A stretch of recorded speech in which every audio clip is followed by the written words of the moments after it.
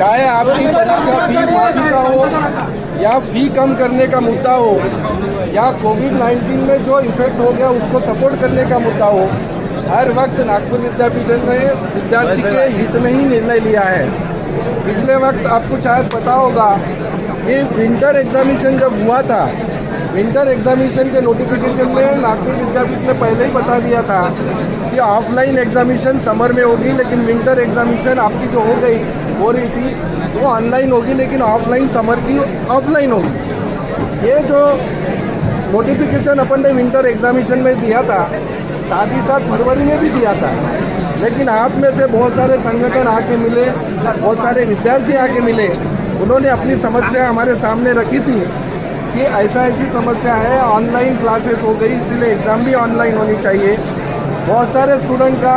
Hostel का problem था, बहुत सारे स्टूडेंट के लिए बसेस उपलब्ध नहीं थी। इन सारी समस्याओं को लेके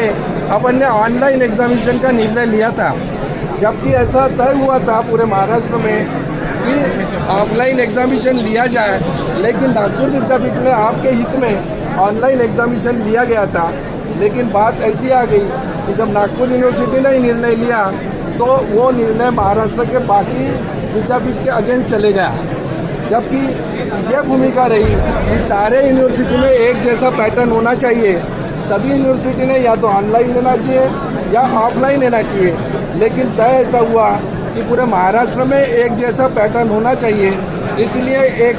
निर्णय लिया गया कि ऑफलाइन ही एग्जामिनेशन लिया जाए। नागपुर यूनिवर्सिटी को जो निर्णय लिया था वो निर्णय पूरे महाराष्ट्र के जो एक यूनिफॉर्म निर्णय हुआ उसके सहमति से ऑफलाइन एग्जामिनेशन स्टार्ट करना पड़ा।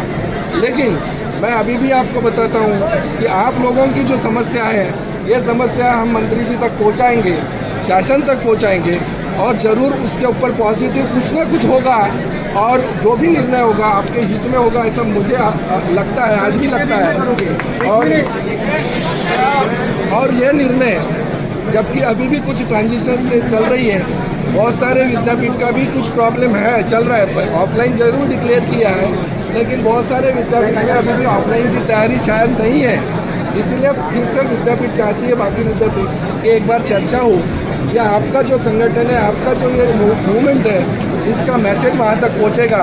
और इसके ऊपर जरूर कुछ न कुछ पॉजिटिव एक्शन होगी, ऐसा मुझे पूरा विश्वास है और आपको निराशा नहीं होगी, ऐसा भी विश्वास है। बस मैं इससे ज़्यादा और आपको आश्वासन कुछ नहीं दे सकता। मैं मेरे महाराष्ट्र के NSY के अध्यक्ष आमिर शेख जी से यहाँ पे विनंती करूँगा, वो आपको संबोधित करें। शुभम, आज नागपुर विद्यापीठ में जो विद्यार्थियों के माध्यम से ऑनलाइन आंदोलन, ऑनलाइन एग्जाम्स होना चाहिए, इस मांग को लेकर जो आंदोलन हो रहा है, आप सभी विद्यार्थियों की ऊर्जा देखकर मैं बस 2 ही लाइनें कहना चाहता हूँ कि तकलीफ से बाहर निकलना हो तो टकराना जरूरी है, आप जिंदा हो तो जिंदा नजर आना जरूरी है।